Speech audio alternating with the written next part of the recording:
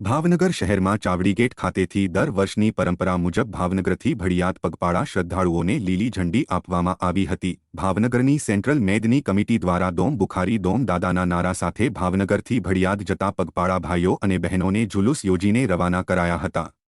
જો કે પગપાળા જતા લોકોને 3 દિવસ માટે માઢિયા, અઘેલાઈ અને ધોલેરા રાત્રિ રોકાણની વ્યવસ્થા પણ કરવામાં આવી છે।